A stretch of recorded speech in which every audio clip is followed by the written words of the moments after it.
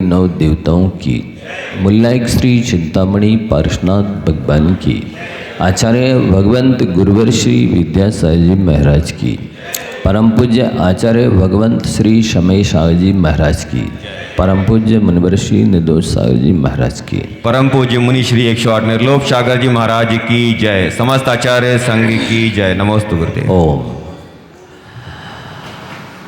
मोड़ मुड़ाना बहुत सरल है, मन मुंडन आसान नहीं। व्यर्थ भभूद लगाना तन पर, गर भीतर का ज्ञान नहीं। क्या कहा जा रहा है बंधुओं? मोड़ मुड़ाना बहुत सरल है, मन मुंडन आसान नहीं। व्यर्थ भभूद लगाना तन पर, गर भीतर का ज्ञान नहीं। मोड़ मुड़ाना बहुत सरल, ये साधुओं के लिए कहा जा रहा है। इससे आप श्रावक भी सुन ले, समझ ले कि दान देना पूजन करना बहुत सरल है, तीर्थ यात्रा करना सरल है, व्रत करना सरल है, और भी धर्म के नाम पर बहुत कुछ करना, ये सब सरल है। लेकिन इन सबको भी व्यर्थ समझना यदि आपको भीतर का ज्ञान नहीं है, आत्मा और परमात्मा का ज्ञान नहीं है, अपने भावों को नहीं पढ़ सकते हो, अपने अभिप्राय को नहीं पढ़ सकते हो, अपने लक्ष्य को नहीं समझ सकते हो, तो ये सब आपका करना व्यर्थ है। मोक्ष मार्ग में उपयोगी नहीं होगा, आत्मकल्याण में उपयोगी नहीं होगा। भीतर का ज्ञान होना बहुत आवश्यक है। यदि भीतर का ज्ञान हो जाएगा तो जो आप पढ़ रहे थे अभी गुरुओं के लिए, जग में रहते जग से न्यारे, आप भी जग में रहकर जग से न्यारे हो जाएंगे। जग में रहते जग से न्यारे, ये ज्ञान की ही महिमा है जो ऐसी दृष्टि देता है, जो इस तरह का दिशा बोध देता है, डायरेक्शन देता है, गाइड करता है, मार्गदर्शन करता है। दूसरा गाइड करने वाला कोई है ही नहीं तिल्लोक में सम्यक ज्ञान के अलावा। सरस्वती स्वाध्याय से मिलता है ज्ञान, सरस्वती से ज्ञान मिलता है, दिव्य ध्वनि से, जिनवाणी से ज्ञान मिलता है। उस ज्ञान से पूज्य जगत में हो विद्वान। ज्ञान जब प्राप्त हो जाता है तो वो पूज्य भी होता है और विद्वान भी कहलाता है। यह सुख संपत्ति की खान। स्वाध्याय को, शास्त्र ज्ञान को सुख संपत्ति की खान कहा जा रहा है, माइंस कहा जा रहा है, खदान कहा जा रहा है। सुख संपत्ति की खान ये है, लेकिन सारे अज्ञानी, सारी दुनिया कहाँ खोज रही है सुख? जड़ में सुख खोज रही है और खुद जड़ हो रही है दुनिया। एक जड़ का अर्थ अज्ञानी होता है, एक जड़ का अर्थ अचेतन होता है। तो अचेतन के पीछे ये चेतन भी जड़ हो रहा है, मूर्ख बन रहा है, अज्ञानी बन रहा है, अचेतन जैसा हो रहा है। कोई वस्तु न इसके समान, इस सम्यक ज्ञान के समान, भेद विज्ञान के समान, वितराग विज्ञान के समान बढ़कर के इसकी दूसरी कोई वस्तु नहीं है। ये अज्ञानी उसकी कीमत करना नहीं जानता। स्वाध्याय से पाते हैं बुद्धि, स्वाध्याय से ही मन की होती शुद्धि। स्वाध्याय के अलावा मन को पवित्र करने की क्षमता किसी में नहीं है। स्वाध्याय के अलावा, ज्ञान के अलावा, इस देशना के अलावा मन को विशुद्ध करने की, पवित्र करने की, एकाग्र करने की क्षमता किसी के पास नहीं है। मन एकाग्र हो सकता है, आपका मोबाइल देखने में भी मन एकाग्र हो सकता है, लेकिन वहाँ पर वो आर्त रौद्र ध्यान कहलाएगा, धर्म ध्यान नहीं कहलाएगा। और भी बेसिक विषय में आपका मन एकाग्र हो सकता है, लेकिन एकाग्रता ही महत्वपूर्ण नहीं है। संसारी मोही जीव भी एकाग्र होते हैं, तन्मय होते हैं, आसक्त होते हैं, दत्त चित्त होते हैं, लेकिन विषय कषाय में होते हैं, संसार की चीज़ों में होते हैं, जिससे मन आर्त रौद्र ध्यान में कहलाता है। लेकिन इस ज्ञान का आलम्बन लेंगे, जिनवाणी का आलम्बन लेंगे, तो इससे मन की शुद्धि होगी, मन में सिद्धि होगी, मन में रिद्धि होगी, संपत्ति तो होगी ही। आत्मज्ञान धन गुप्त महान। आत्मा का जो ज्ञान है वो गुप्त धन है और महान है। सारे संसार के प्राणी आत्मा है, लेकिन उनको पता ही नहीं है कि हम क्या हैं और ये हमारी आत्मा में क्या क्या है। अनंत ज्ञान है, अनंत दर्शन है, अनंत बल है, अनंत सुख है, अनंत गुण है, अनंत रिद्धियाँ सिद्धियाँ हैं, भंडार है ये आत्मा। जितने गुणों का भंडार ये आत्मा है, दूसरा कोई नहीं है। संसार में 6 द्रव्य हैं, उन सब के अंदर ये विशेषता नहीं है जो आत्मा के अंदर है। यत निश्चय गो समो सबत सुंदरो लोए, बंद कहा यति तीर्ण विषम्बादनी हुई। कुन शमेशार में लिखते हैं 3 लोक में 3 काल में आत्मा से बढ़कर के सुंदर पदार्थ कोई नहीं है। यत निश्चय गो, लेकिन वो एकाकी होना चाहिए, संकल्प विकल्पों से रहित होना चाहिए, द्रव्य कर्म भाव कर्म 9 कर्मों से रहित होना चाहिए। तो वो आत्मा सबसे सुंदर है 3 लोक में। और उस आत्मा के साथ जितने ये संकल्प विकल्प जुड़ जाते हैं, कर्तृत्व भोक्तृत्व स्वामित्व बुद्धि जुड़ जाती है, अहंकार ममकार जुड़ जाता है, इसलिए आत्मा झगड़े में पछड़े में पड़ जाता है, झंझटों में पड़ जाता है, दुख में पड़ जाता है। तो आत्मज्ञान से बड़ा गुप्त सेक्रेट कोई धन नहीं है, संपत्ति नहीं है, लेकिन उनको ज्ञान ही तो नहीं है। और सब कुछ है, बस एक समय ज्ञान नहीं है, तो सब कुछ होते हुए भी कुछ भी नहीं है, नहीं होने के समान है।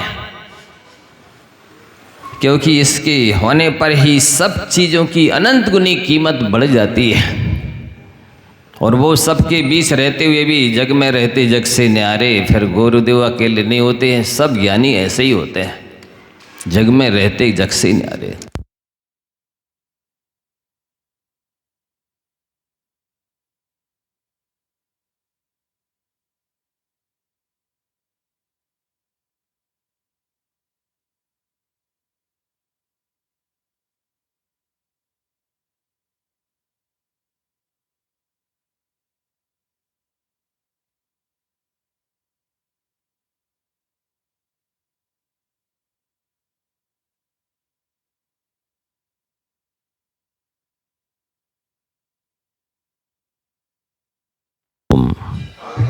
ओम ओम ओम।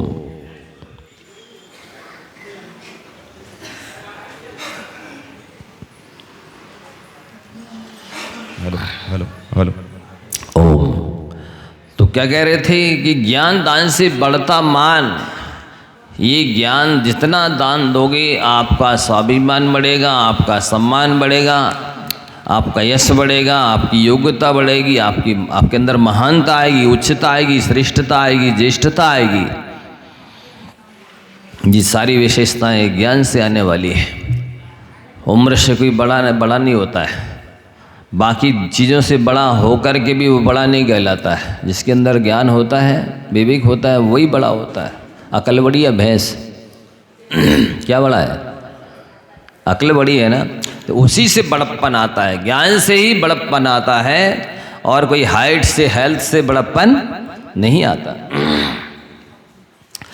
इस ज्ञान को भाई बांटे हरे न चोर, ना भाई बांट सकते हैं ना चोर चुरा सकते हैं। यथाशक्ति इस धन को जोड़, ऐसी ज्ञानियों की ऋषि मुनियों की आज्ञा है, आचार्यों की, कि ज्ञान रूपी धन को जोड़ो, इस संपत्ति को संकलित करो, इकट्ठा करो।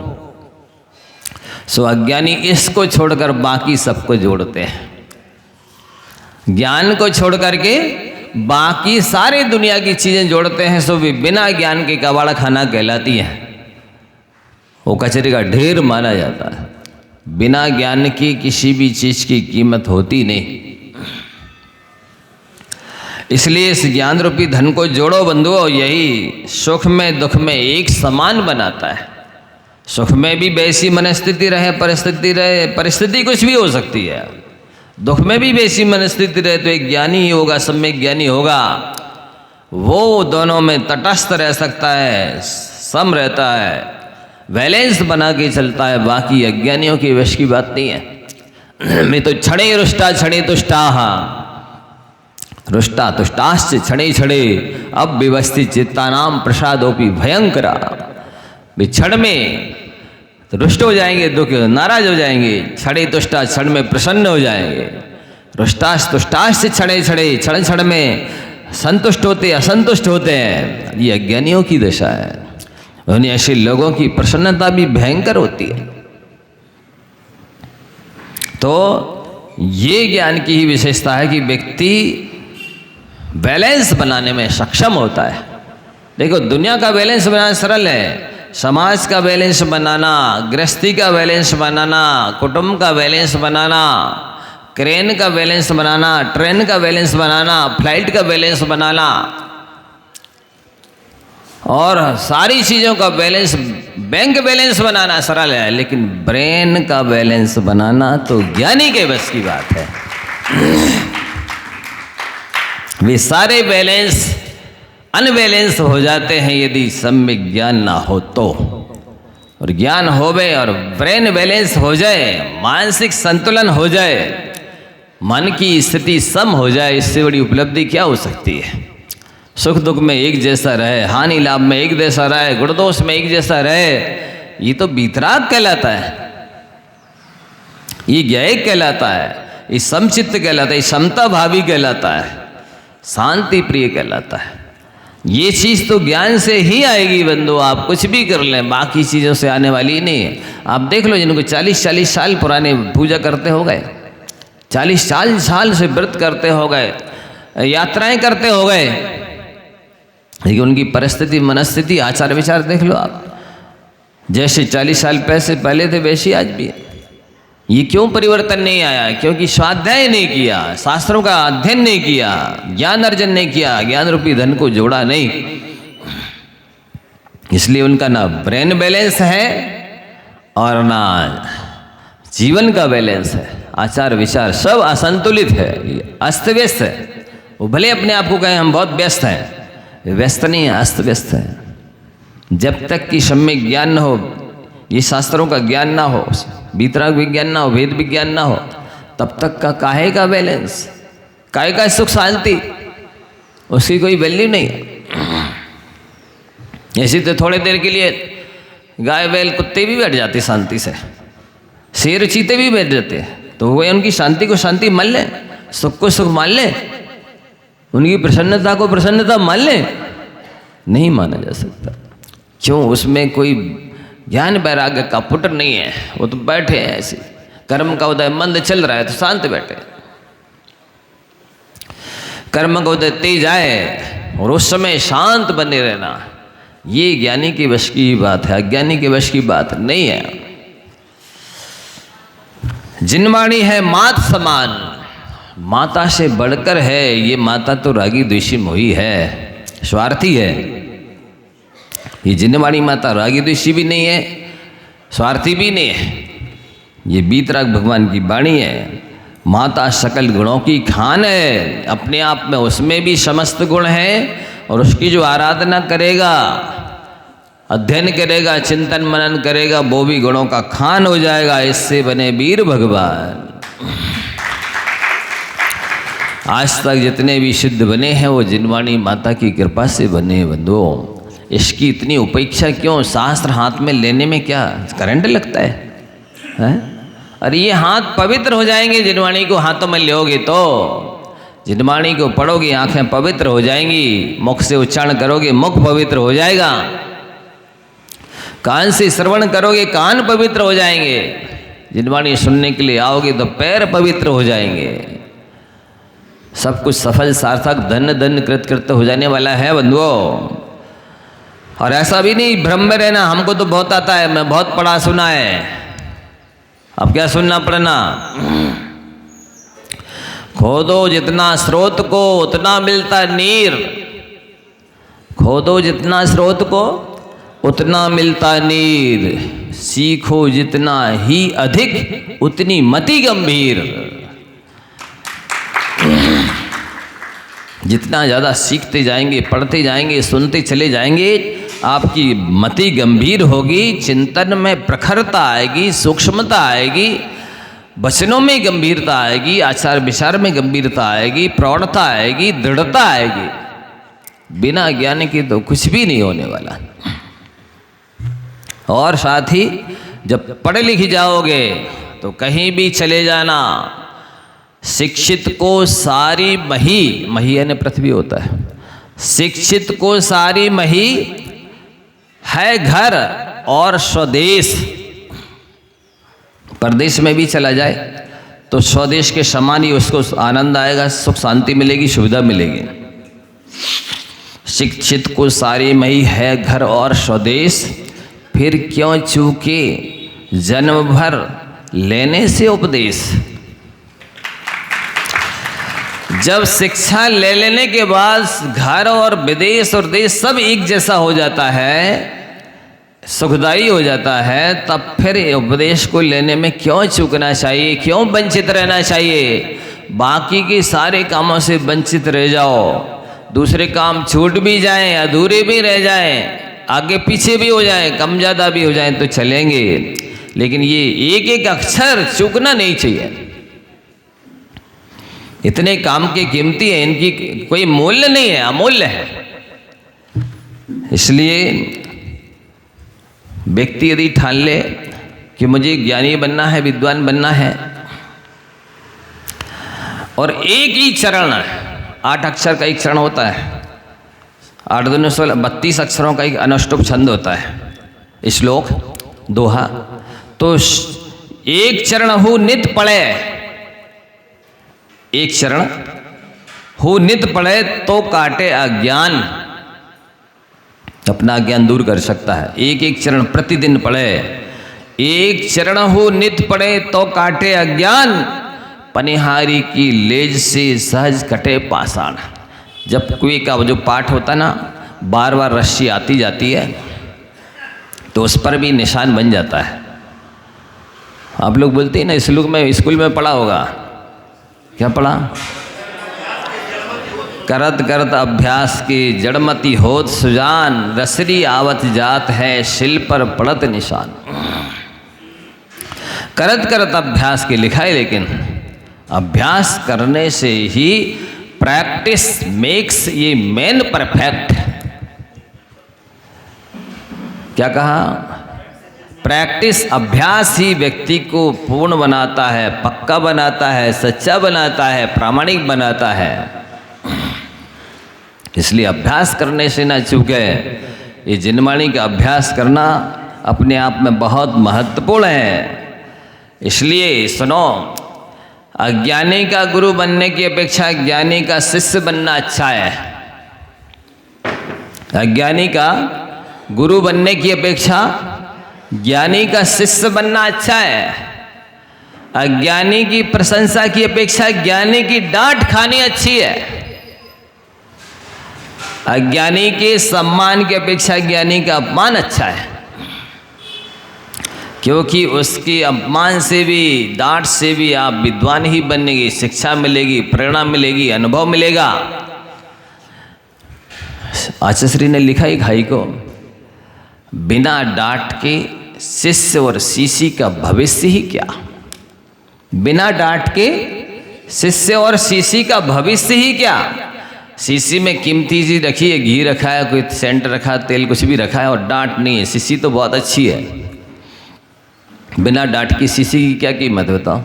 और उसमें रखे हुए कीमती सामान की भी कितनी वैल्यू है बताइए। कितना सुरक्षित रहेगा उसमें। चींटी चींटे चले जाएंगे, लुढ़क जाएगा, क्या हो जाएगा, उड़ जाएगा, कहा नहीं जा सकता। डांट से ही उस शीशी की कीमत है, और डांट से ही उस शीशी में रखे सामान की कीमत है, बिना डांट के नहीं। इसी तरह से शिष्य को, विद्यार्थी को, श्रोता को भी डांट की आवश्यकता होती है। यदि नहीं डांटे तो उसके अंदर गुणों का विकास नहीं होता है, अनुशासन नहीं आता, सभ्यता योग्यता नहीं बढ़ती। आप लोग स्कूल में ही बोलते ना, गुरुजी मारे धम्म धम्म और विद्या आवे छम छम, बोलते ना। ये सामान्य कहावतें नहीं है, इनमें रहस्य छुपा है। पहले के लोग माता पिता जाकर के गुरु को जब अपना बेटा बेटी सौंपते थे तो कहते थे कि गुरुजी बेटा बेटी की हड्डियां हमारी और मांस आपका, मतलब आप तो इतनी पिटाई लगाना कि अकेली हड्डी रह जाए, लेकिन इसमें गुणों का विकास होना चाहिए, ज्ञान का विकास होना चाहिए, योग्यता बढ़नी चाहिए। ये चीज़ आज रह नहीं गई। लोग कहते हैं हमारे बेटा बेटी को हाथ नहीं लगा देना, अब नहीं लगाएंगे।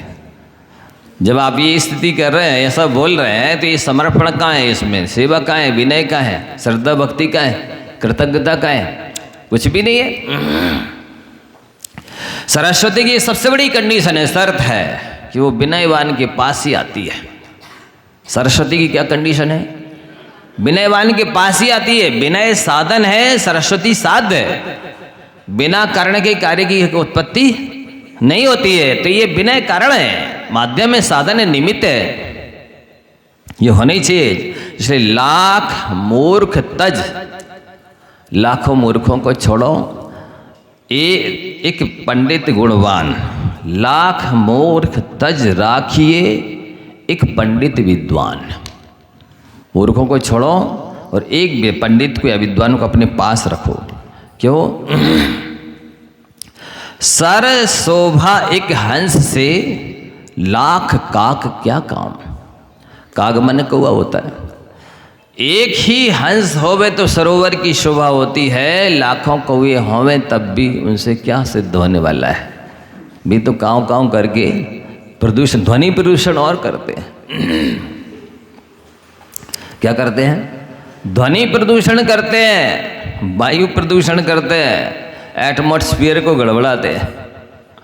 तो जिस तरह से एक ही हंस महत्वपूर्ण माना जाता है, उसी तरह से हंस के समान विद्वान होता है, पंडित होता है। जैसे हंस की चोंच में दूध और पानी को अलग अलग करने की कला होती है,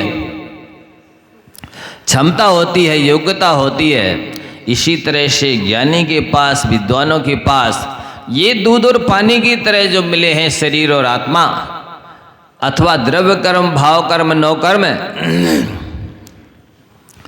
इनको अलग अलग करने की क्षमता होती है। जिन परम पैनी सुबुद्धि छेनी डार अंतर भेदिया, वर्णादि अनुरागादि तय निज भाव को न्यारा किया। जब ये सम्यक ज्ञान हो जाता है, शास्त्रों का ज्ञान हो जाता है, तो जब परम पैनी छेनी है, वो भेद विज्ञान रूपी पैनी छेनी, वो अंदर में डालते हैं तो मिक्स है वर्णादि, यानी ये पौद्गलिक जो शरीर है, जड़ शरीर है, इसमें स्पर्श रस गंध वर्ण है, सो इनको भी आत्मा से ज्ञान रूपी पैनी छेनी से अलग कर लेता है।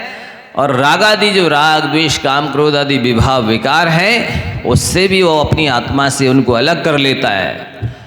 इसीलिए जिन परम पैनी सुबुद्धि छेनी डार अंतर भेदिया, उस छेनी को अंदर, जैसे शिल्पी होते ना, ज्वाइंट में छेनी को डाल करके ठोकर लगाते हैं तो भेद हो जाता है, पत्थर टुकड़ा टूट जाता है। इसी तरह से ये शरीर के अंदर पैनी, ज्ञान रूपी पैनी छेनी को डाल करके जब चिंतन मनन करते हैं तो वो अलग अलग हो जाते हैं। हंस बनो बंधु, ज्ञानी बनो, भेद विज्ञानी बनो, इस गणधर की गद्दी पर बैठने की योग्यता प्राप्त करो, ये आपका सौभाग्य होगा। बहुत भाग्य की बात होती है, सौभाग्य की बात होती है, पुण्य की बात होती है, पुरुषार्थ की बात होती है, जो गणधर की गद्दी पर बैठते हैं। दुनिया की सीट पर, कुर्सी पर तो दुनिया बैठती है, उन सब की कोई वैल्यू नहीं है। वैल्यू तो गणधर की गद्दी पर बैठने की है। ऐसी कुर्सी तोड़ने वाले तो बहुत हैं। तो जैसे बने तैसे लाखों मूर्खों को छोड़ करके एक विद्वान को, और वो भी आचार विचार वाला हो, श्रेष्ठ आचरण वाला विद्वान हो, और वो मिल जाए तो उसकी सेवा करके अपने आप को, कहते ना, मेरी भावना में, गुणी जनों को देख हृदय में मेरे प्रेम उमड़ आवे, और बने जहाँ तक उनकी सेवा करके यह मन सुख पावे कि दुख पावे। नहीं, दुख पा रहे आजकल लोग। बने जहाँ तक उनकी सेवा करके यह मन सुख पावे, ज्ञानी की सेवा करना, सम्यक ज्ञान की सेवा करना जिनवाणी की सेवा है। ज्ञानी और गुणवान की सेवा किए बिना आपके अंदर गुण आएंगे नहीं, त्रिकाल में कभी नहीं आएंगे। सेवा करने से अहंकार गलता है, आलस दूर होता है और श्रद्धा भक्ति की अभिव्यक्ति होती है, गुण प्रकट होते हैं। इसलिए लाखों को मूर्खों को छोड़ करके एक ज्ञानी और आचरण वाले विद्वान की सेवा करो, और जो सीख लोगे उससे क्या होगा, आप दुनिया की संपत्ति जो जुटा रहे हैं, जोड़ रहे हैं, संकलित कर रहे हैं, वो सब साथ में जाने वाली नहीं है। लेकिन ये जो सम्यक ज्ञान है, ये जो जिनवाणी का ज्ञान है, आप जितना सुन लोगे, सीख लोगे, याद कर लोगे, समझ लोगे, सो जो भी सीखा जीव ने एक जन्म में, ज्ञान सीखा एक जन्म में है, लेकिन उससे अग्रिम जन्म भी बनते उच्च महान। जब तक मोक्ष नहीं जाओगे तब तक जितने भी भाव मिलेंगे वे उच्च मिलेंगे और महान मिलेंगे। आपका जीवन श्रेष्ठ ही श्रेष्ठ बनेगा। मूलाचार में आचार्य भट्टकीर महाराज जी ने लिखा, बिणीण सुध मधीदम जैवी पमायण होई विसरिदम, अब ठादी पर भवे केवल नानम से माँ बहदी। यदि ये जीव विनय से जिनवाणी का श्रवण कर ले वह, अध्ययन चिंतन मनन कर ले वह, तो इस जन्म में भले समझ में नहीं आए, याद नहीं होवे, जीवन में नहीं उतरे, तो अगले जन्म में समझ में भी आ जाएगी, याद भी हो जाएगी, जीवन में भी उतर जाएगी, और वो विद्या केवल ज्ञान प्राप्त कराएगी। उच्च और महान भाव बनेंगे बंधुओं आपके। इसलिए जब आपके अंदर ये ज्ञान होगा तभी आप अवगुणों से बचेंगे, दोषों से बचेंगे, व्यसनों से बचेंगे, असंयम से बचेंगे, जो बुरी आदतें हैं, कमजोरियां हैं, उन सब से बचेंगे। ज्ञान ही बचाने वाला है, दूसरा कोई बचाने वाला नहीं। क्या है अवगुण? पर अवगुण मुख ना कहे, पर के अवगुण मुख से नहीं बोलना, निंदा नहीं करना, ये महान गुण है।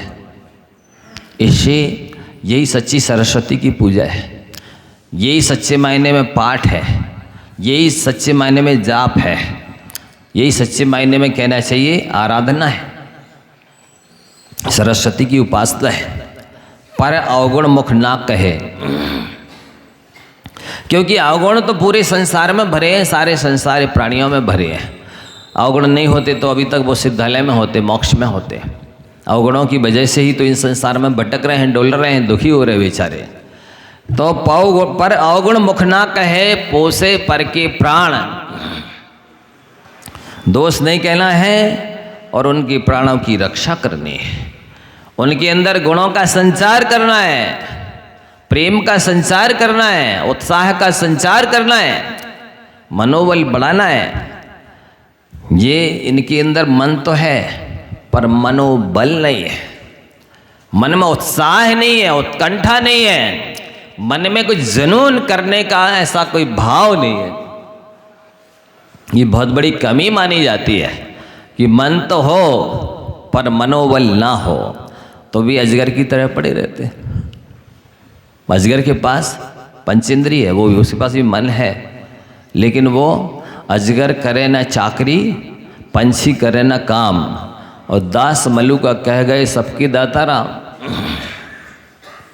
क्या कहता है वो अजगर?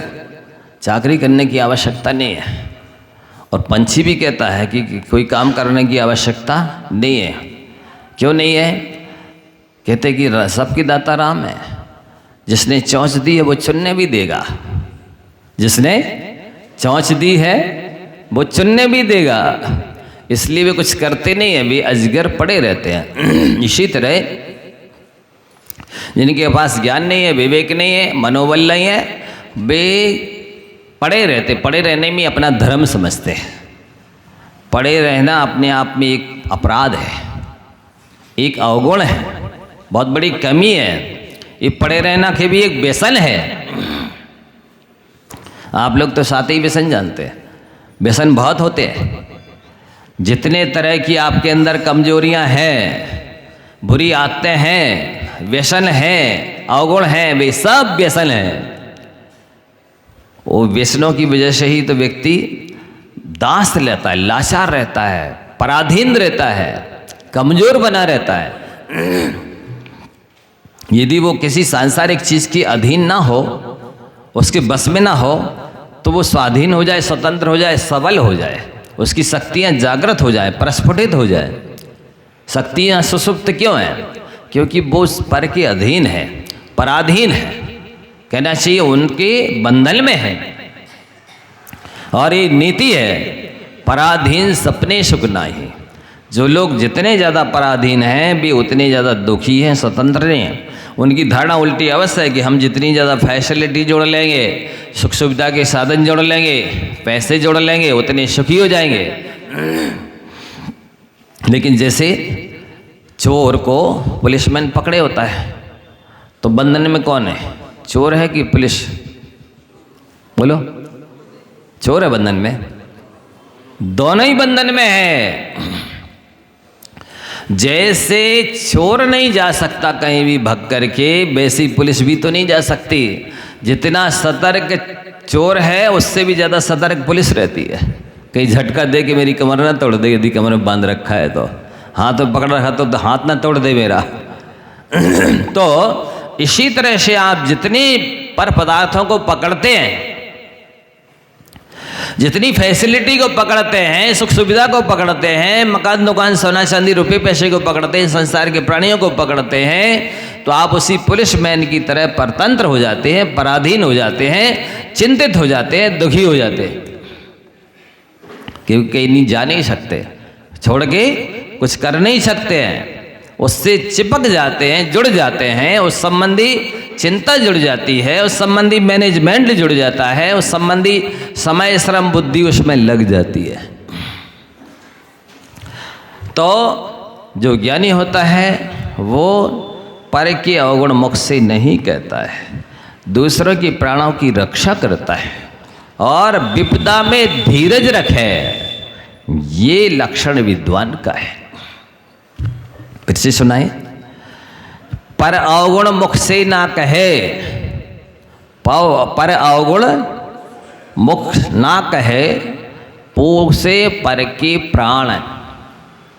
दूसरों की निंदा नहीं करे, दूसरे के प्राणों की रक्षा करे, सुख पहुंचाए, सहयोग करे, अनुकूलता प्रदान करे और विपदा में धीरज रखे। विपत्ति में धैर्य रखना अपने आप एक बहुत बड़ा गुण है, क्योंकि विपत्ति के समय जैसे ही धैर्य जाता है विपत्ति दोनी हो जाती है। और व्यक्ति यदि विपत्ति के समय धैर्य रखता है तो विपत्ति आदि हो जाती है। ये सत्पुरुष का लक्षण है कि विपत्ति धैर्य मथाभ्युदये क्षमा, सदशि वाक्पटुता युधि विक्रमः, यशसि चाविरुचिर्व्यसनं श्रुतौ, प्रकृति सिद्धिमिदं हि महात्मनः। ये गुण कुछ ऐसे हैं जो महात्मा के अंदर स्वभाव से होते हैं। विपत्ति में धैर्य रखना, क्योंकि धैर्य खोएंगे भी तब भी विपत्ति जाने वाली नहीं है, बल्कि डबल होने दोनी होने वाली है। सो विपत्ति में सभी के लिए धैर्य रखना चाहिए। एक तो ये है कि विपत्ति में धैर्य रखोगे तो विपत्ति आदि हो जाएगी। दूसरी बात ये है कि धैर्य रहेगा तो बुद्धि चलेगी, यदि धैर्य चले गया तो बुद्धि भी चली जाती है।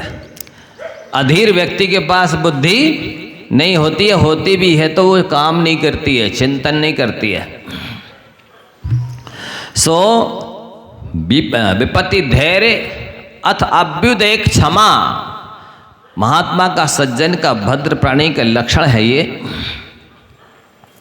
कि जैसे जैसे सांसारिक उपलब्धि होती है वैसे वैसे उसके अंदर क्षमा भाव आता है, अहंकार नहीं आता, क्षमा भाव आता है। एक सज्जन थे, प्रवचन सुनने के लिए किसी वक्ता के रोज आते थे। जैसे मान लो 8 बजे से प्रवचन होता है तो 5 कम 8 पर आकर के हाथ जोड़कर बैठ जाते हैं। और जैसे ही प्रवचन होता तो वो बड़ी श्रद्धा भक्ति विनय कृतज्ञता से चरण स्पर्श करते वक्ता के चुपचाप चले जाते हैं। एक दिन, ध्यान से सुनना, एक दिन वो बोले, गुरुदेव आपके चरण मेरी कुटिया में पड़ जाए, आज मेरी कुटिया में आपका आहार हो जाए। तो वो इतने सिंपल थे, साधारण थे, वक्ता को लगा कोई सामान्य आदमी है, सिंपल है, गरीब है, कि घास फूस की झोपड़ी में रहता होगा, भावना रखता है भोजन कराने की। ठीक है, सुन लिया। दूसरे दिन फिर वही 5 मिनट पहले आना, बड़ी श्रद्धा से हाथ जोड़ करके प्रवचन सुनना, अंत में बड़ी श्रद्धा से कृतज्ञता से विनय से चरण स्पर्श करना, और फिर दोबारा बोले, गुरुदेव मुझे सौभाग्य मिल जाए आपको आहार कराने का। ठीक है, देखते हैं। मतलब वो ये समझ रहे थे कि ये बहुत गरीब है, पता नहीं किससे क्या मांग करके उधार भोजन कराएगा, इसलिए ठीक है, उसको सांत्वना दे रहे थे। लगातार उसने 5-7 दिन कहा तो उन्होंने कहा ठीक है, कल आपके यहाँ चलेंगे भोजन करने। उन विद्वान ने क्या बोला, कल हम आपके यहाँ चलेंगे। अब ठीक है, कल हो गया, सवेरा हो गया, वो बिल्कुल पूर्ववत 5 मिनट पहले आकर के सभा में बैठे हाथ जोड़ करके, और उन्होंने प्रवचन सुना और कहा, गुरुदेव पधारिए। चलो भाई। अब जैसे ही सभा के बाहर निकले तो 4 व्हीलर खड़ी थी, एसी गाड़ी। देखो कितनी श्रद्धा भक्ति है, बेचारा किराए से एसी गाड़ी लाया है, मन में सोच रहे विद्वान। बैठ गए, पता नहीं कौन से खेत की कुटिया में ले जाएगा, लेकिन जाकर के गाड़ी उधर रुकी जहाँ पर 7 खंड की बिल्डिंग थी। सोचा इसमें रहता होगा किराए से। ले जाकर के बढ़िया सोने की थाली में पाद प्रक्षालन किए, और सोने की चौकी, बढ़िया सोने की थाली, सब बर्तन सोने चांदी के, 56 प्रकार का भोजन, और सारे परिवार के लोग, बेटा बहुएं नाती पोते सब खड़े आरती लेकर के विद्वान का सम्मान करने के लिए, और बहुत अच्छे से सम्मान के साथ में, विनय के साथ में, और भोजन कराया। भोजन के उपरांत उन्होंने एक थाल रतन की भेंट की, गुरुदेव ये स्वीकार करें। विद्वान तो चकित हो गए कि क्या है ये मामला, उनसे रहा नहीं गया। विद्वान ने पूछा कि भाई आप इतने सिंपल साधारण रहते हैं, ये सब आपका ही है, कोठी बंगला परिवार? गुरुदेव आपका ही है, आप इतने सिंपल रहते हैं। बोले देखो गुरुदेव, आपके पास जो ज्ञान रूपी संपत्ति है वो अक्षय निधि है, ये जो वैभव है ये तो नश्वर है, इसका मैं क्या अहंकार करूं, ये तो आपका आशीर्वाद है। तो जितने दिन का योग नियोग है मैं रहता हूँ, बाकी इसको मैं अपना नहीं मानता। ऐसे होते हैं ज्ञानी जन जो विवेकी होते हैं, स्वाध्याय सुनते हैं तो उनके अंदर इतनी विनम्रता आ जाती, इतनी समर्पण आ जाता है। गणेश प्रसाद वर्णी जी थे, उनकी सभा में एक साहू जी आया करते प्रवचन सुनने के लिए। टाइम हुआ, जैसे ही प्रवचन का वर्णी जी आके गद्दी पर बैठ गए, लेकिन उन्होंने मंगलचरण शुरू नहीं किया। लोग आकर के बैठे थे, 5 मिनट हो गए, 10 मिनट हो गए। श्रोताओं ने कहा बाबा जी शुरू करिए प्रवचन। बोलते हाँ श्रोता आ जाए। लोग इधर उधर देख रहे, कौन सा श्रोता रह गया है बाकी अभी। बाबा जी प्रवचन शुरू क्यों नहीं कर रहे हैं? वो आए और प्रवचन शुरू हो गया। प्रवचन के बाद वर्णी जी ने पूछा कि भाई आज देर क्यों हो गई, आप तो 5 मिनट पहले आते थे। बोले बाबा जी आज हमारी और पत्नी के बीच में झगड़ा हो गया। झगड़ा किस बात को लेके हो गया? बोले झगड़ा इस बात को लेके हो गया कि आज हमारे घर रात में चोर घुस आए। सो उनको कुछ और नहीं मिला तो मेरे हाथ में एक चांदी का कड़ा था, सो मैंने ऐसे फैला दिया कि जिससे वो उतार लें। उन्होंने उतार लिया। अब मैंने करवट लिया कि इस हाथ में घड़ी है वो और उतार ले, इनको कुछ तो मिला नहीं। और जैसी करवट बदला सो चोर भाग गया कि अरे इनकी तो नींद खुल गई। सो पत्नी इस बात को लेकर झगड़ रही कि आपने करवट क्यों ली। बोले हमने तो करवट इसलिए ली थी कि वो ये घड़ी और ले जाए। तो मतलब ये है कहने का कि इतना संतोष जीवन में आ जाता है, इतनी उदारता आ जाती है स्वाध्याय करने सुनने से कि लोगों को चोरी चोरी नहीं दिखती, फिर दूसरे के भले की ही सोचते हैं। ऐसे ही एक और साहू जी आया करते थे बरनी जी की स्वाध्याय में, तो सुनते सुनते इतने मंद कसाई थे, यद्यपि वे बहुत गरीब थे और गरीबी इतनी थी कि उनके बच्चे को दूध पिलाने के लिए पैसे भी नहीं थे। अब वे बहुत सोचते रहे कैसे व्यवस्था करें, क्या करें। सो उनने कोई उपाय नहीं सूझा तो एक पड़ोस के घर में चोरी करने चले गए। चोरी करने तो चले गए लेकिन सोचते रहे कि क्या चुराएं, किसमें कब से सबसे कम पाप लगेगा। ध्यान देना, वे चोरी करने घुस गए, सामान सब पड़ा है लेकिन ये सोच रहे कि कौन सी वस्तु लेने से कम पाप लगेगा। अब उनको लगा ये ले जाएंगे इसमें भी ज़्यादा पाप लगेगा, ये छुड़ाएंगे इसमें भी ज़्यादा पाप लगेगा, ये छुड़ाएंगे इसमें भी ज़्यादा पाप लगेगा। सोचते सोचते वो भूसे वाले कमरे में घुस गए। सोचे चलो एक बोरा भूसा ले लेते, इसमें कम पाप लगेगा। सो उन्होंने बोरा भरा और भर कर के ला रहे थे घर तक, तो बोरा फटा था। तो उसके छेद में से भूसा गिरता गिरता उनके घर तक निशान बन गया। निशान बन गया तो अब वो देखा अरे रात में कोई एक बोरा वो निशान बन गया, उसमें कितना भूसा ले गया कोई, और देखा तो वो निशान भूसे का उनके घर तक बना। अब पंचायत जोड़ी,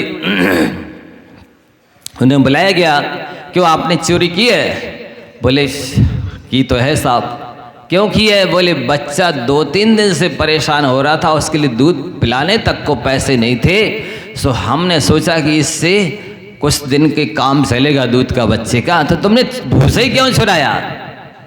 बोले ऐसा समझकर कि इसकी चोरी करने से सबसे कम पाप लगेगा। आप समझ रहे हैं?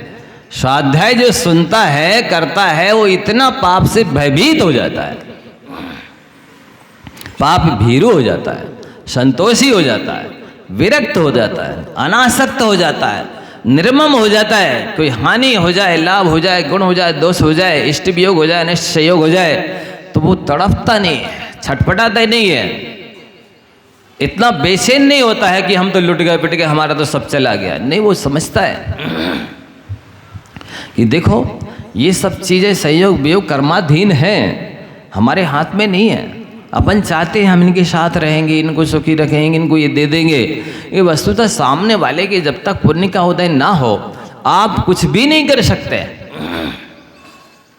तो वो ज्ञानी जीव इतने मंद कषाई होते हैं, इसलिए अपन को भी यही दृढ़ निश्चय करके रखना है कि ये ज्ञान रूपी धन को जितना ज़्यादा जोड़ सको जोड़ लो, संचित कर सको कर लो, कंठस्थ कर सको कर लो। क्यों? इसलिए कि परिजन धन कछु ना चले। परलोक में ये जो कुटुंबी हैं, रिश्तेदार हैं, परिवार के लोग हैं, ये कोई भी साथ जाने वाले, क्योंकि साथ में आए भी नहीं थे, ये सभी लोग साथ में आए भी नहीं थे और साथ में जाने वाले भी नहीं हैं, और धन भी नहीं लाए थे तो धन भी साथ में नहीं जाने वाला है। मरण समय में साथ, परिजन धन कछु ना चले, मरण समय में साथ। ज्ञान अडिग निधि निज की निधि, ज्ञान अडिग निज की निधि, भव भव जावे साथ। ऐसी अडिग निधि है कि शरीर द्रव्य कर्म छूट जाए, भाव कर्म छूट जाए, नौ कर्म छूट जाए, लेकिन ज्ञान साथ में सिद्धालय तक जाएगा। बोलो सिद्धों के साथ क्या जाता है? द्रव्य कर्म, भाव कर्म, नौ कर्म सब कुछ छूट जाते हैं, लेकिन ज्ञान परलोक में सिद्धालय तक साथ जाता है बंधुओं। इसलिए इस ज्ञान की कीमत करें तो आप स्वयं भी कीमती बन जाएंगे, और ज्ञान की उपेक्षा करते रहेंगे, स्वाध्याय की उपेक्षा करते रहेंगे, जिनवाणी की उपेक्षा करते रहेंगे, स्वयं भी उपेक्षित बने रहेंगे। सारी दुनिया उपेक्षा करेगी, अयोग्य रहेंगे, नालायक रहेंगे, दुखी रहेंगे, चिंतित रहेंगे और जो कुछ है वो भी इसी यहीं छोड़ करके चले जाएंगे। जैसे माता पुत्र को कर देती बलवान, माता पुत्र के लिए पाल पोस करके योग्य बना देती है, बलवान बना देती है। जिनमाणी जगमात है, अमर करत है ज्ञान। वस्तुतः तीन लोक में, तीन काल में यदि इस जीव को अजर अमर बनाने वाला कोई है तो वो जिनमाणी ही है, शास्त्रों का ज्ञान ही है। इतनी प्रेरणा दे रहे, हमको पागल कुत्ते ने नहीं काटा है, क्रैक माइंड नहीं है कि इतने दिनों से एक ही विषय पे बोले चले जा रहे हैं। इस जगत की इतनी ज़्यादा उपेक्षा है जिनवाणी के प्रति, शास्त्र ज्ञान के प्रति इतनी उदासीनता है, इतनी अरुचि है, पशुओं से भी गए बीते हैं। पशुओं को तो सुनाएंगे तो तोता भी रट लेता है, सीख जाता है। यदि तोते को राम राम सिखा दें या कुछ भी सिखा दें तो वो भी रट लेता है और बोलने लग जाता है। ये उससे भी गए बीते हैं, कान पे से उड़ाते हैं, सिर के ऊपर से ज्ञान की बातें जाती हैं इनके, इसलिए इनको पढ़ाने सिखाने की ज़रूरत है। और दो तरह के जीवों में संख्या किसकी ज़्यादा है और वो क्यों है, इसकी वजह एक दोहे में सुनाता हूँ। विविध भांति के जीव हैं, दिखत हैं जगमाए। विविध भांति के जीव हैं, दिखत हैं जगमाए। एक कछु चाहे नहीं, एक तजे कछु नाए। कुछ तो ऐसे हैं संसार का जो कुछ भी मिल जाए सब बटोरते रहते हैं, सब जोड़ते रहते हैं, सब कुछ चाहते हैं। और एक ऐसे हैं कुछ नहीं चाहिए, कुछ नहीं चाहिए, कुछ नहीं चाहिए, बस बस बस पर्याप्त है, प्राप्त ही पर्याप्त है। उनका सूत्र क्या होता है ज्ञानियों का? प्राप्त ही। यदि ये सूत्र आपने अपना लिया तो बात की छोड़ो, आज और अभी सुखी हो जाओगे, क्योंकि प्राप्त ही पर्याप्त है। तो चिंता किस बात की है? फिर परिश्रम किसके लिए करना है? फिर समय किसके लिए दिए देना है और बुद्धि किसके लिए लगाना है? सबसे बड़ी कमी तो व्यक्ति की यही है, इस दुनिया के पदार्थों को जोड़ने में लगा रहता है। महिलाओं की कमी है, यहाँ की महिलाओं की बात नहीं कर रहे, लेकिन कि वे किचन में ही इतनी संतुष्ट रहती हैं, इतनी संलग्न रहती हैं, इतनी तृप्त रहती हैं, इतनी अभीक्षण ज्ञानोपयोगी रहती हैं कि उनको दूसरा काम ही नहीं सुहाता, अच्छा नहीं लगता, टाइम नहीं मिलता। जो 40 साल 50 साल की मैंने किचन में रहते हुए जिन महिलाओं को हो गए हैं, उनसे पूछो जरा, किचन में सब तरह के मसाले थे, सब तरह की खाद्य सामग्री थी, आपने अपने अपने हाथ से बना करके खाया और YouTube में भी देखे कौन से आइटम कैसे बनते हैं, सीखे हैं और बनाए खाए हैं। ज़रा मेरे को इतना बता दो कि थोड़ी सी भी तृप्ति हुई है क्या? बोलो, थोड़ी भी संतुष्टि हुई है? थोड़ी सी भी क्षुधा शांत हुई है? ये आहार संज्ञा कम हुई है क्या? बढ़ती है। त्रिशोनुषंगान ताप शांति रीतित माख्यत भगवान सुपरस्मा। भगवान ने कहा है आप जितना ज़्यादा खाओगे, जितना इन भोगों को भोगोगे, उतनी ज़्यादा तृष्णा रूपी खाई गहरी होना है, भरने वाली तो है ही नहीं। लेकिन मैं आपसे पूछना चाहता हूँ, एक बहुत बड़ा लंबा चौड़ा गहरा गड्ढा है, आपसे पूछे, यदि आपसे कहें कि बंधु सबसे कम समय में इस गड्ढे को कौन भर सकता है, किस आइटम से, मटेरियल से भर सकता है, बताइए? है? पानी से, मिट्टी से, पत्थर से, है? हवा से? कोई कह रहा हवा से भर देंगे जल्दी, कोई कह रहा पानी से भर देंगे, कोई कह रहा मिट्टी से भर देंगे, कोई कह रहा बल्ब जला देंगे, लाइट से भर देंगे। हैं? किससे? ये इसी तरह से अपन सभी आचार्य गुणभद्र महाराज जी क्या लिखते आत्मानुशासन में, बहुत ध्यान से सुनो।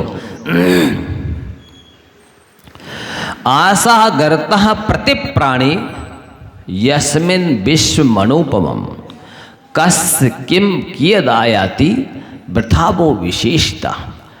आशा रूपी गड्ढा संसार के प्रत्येक प्राणी के हृदय में इतना इतना बड़ा खुदा है कि एक प्राणी के आशा रूपी गड्ढे में 3 लोक की संपत्ति डाल दी जाए तो वो गहरा होगा, भरेगा बिल्कुल नहीं। संसार के जितने गड्ढे हैं उनमें तो जो कुछ भी मिट्टी है, पत्थर, ईंटा कुछ भी डालोगे उतने अंशों में भर जाएंगे।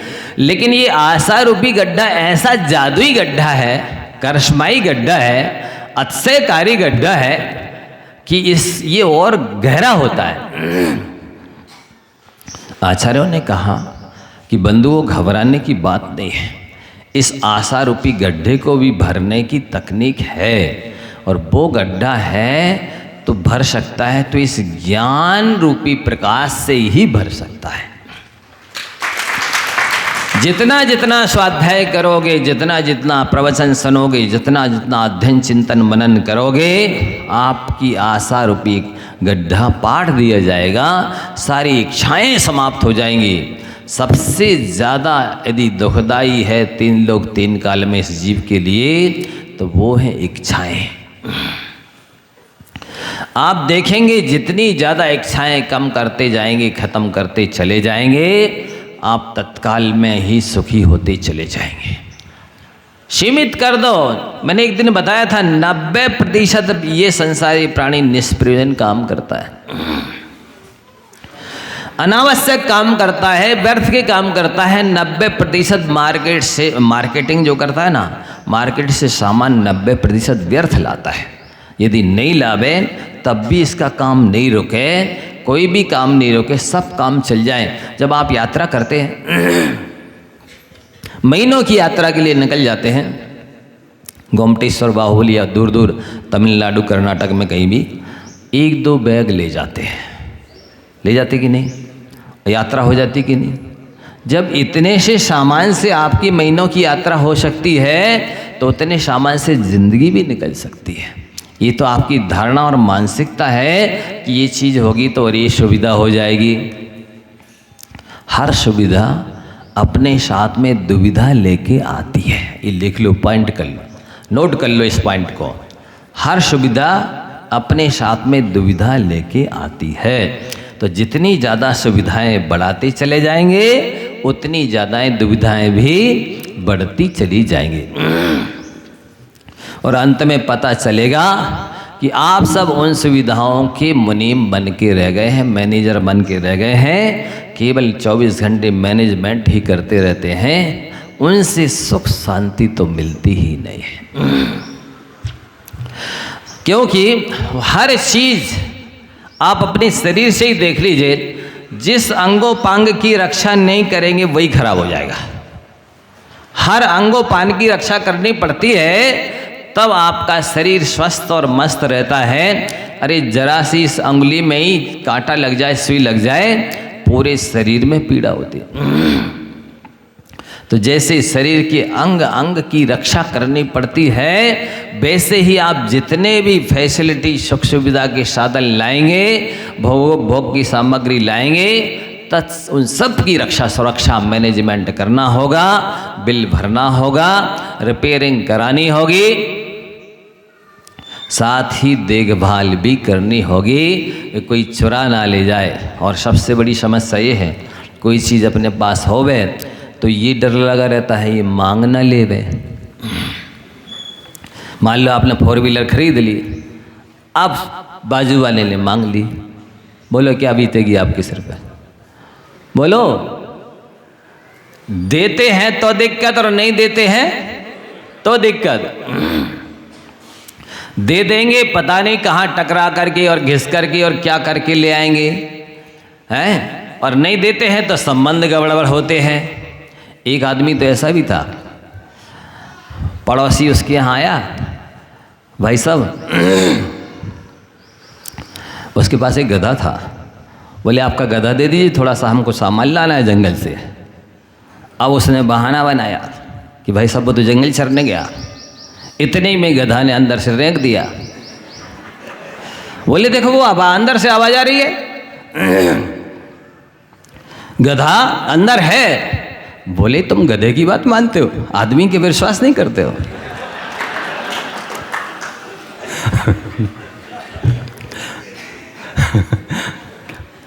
क्या बोलता है वो? गधे की बात मानते हो, आदमी पर विश्वास नहीं करते हो। तो ऐसे में संबंध तो नियम से क्यों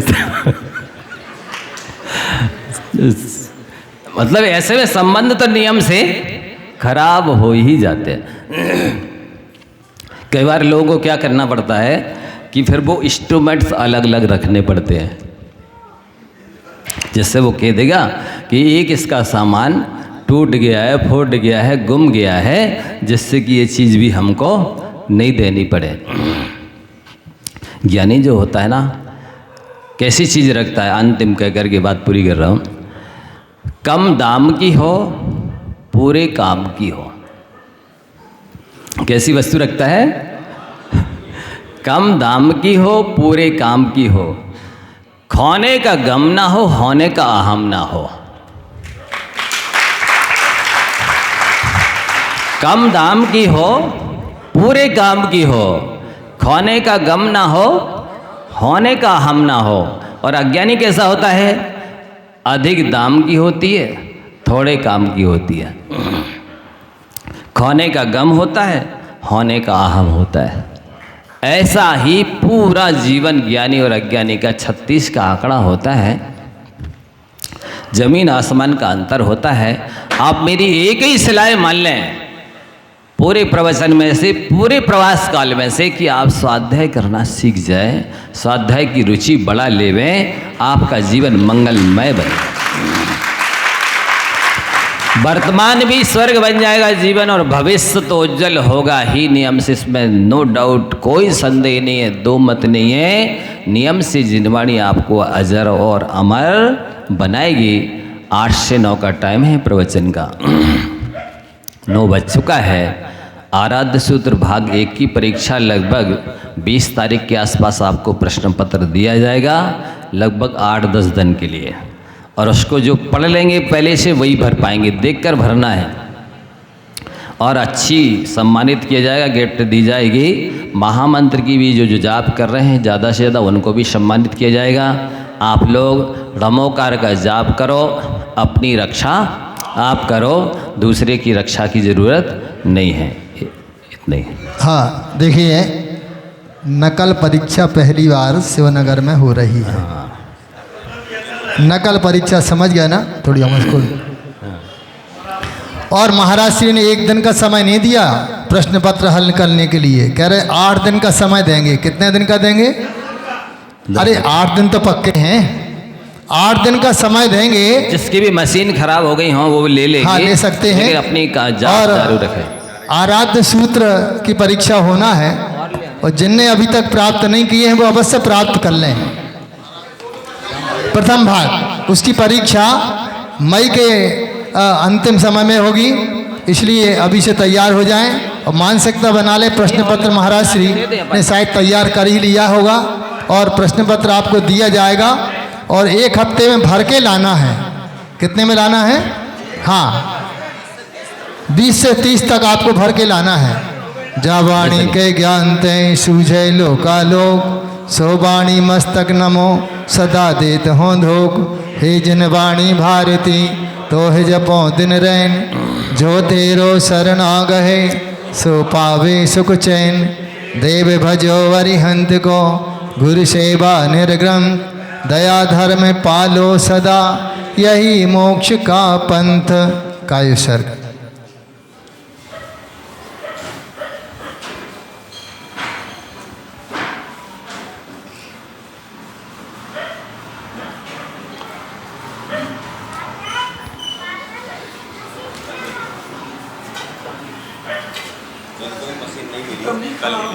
द्वासांग जिनवाणी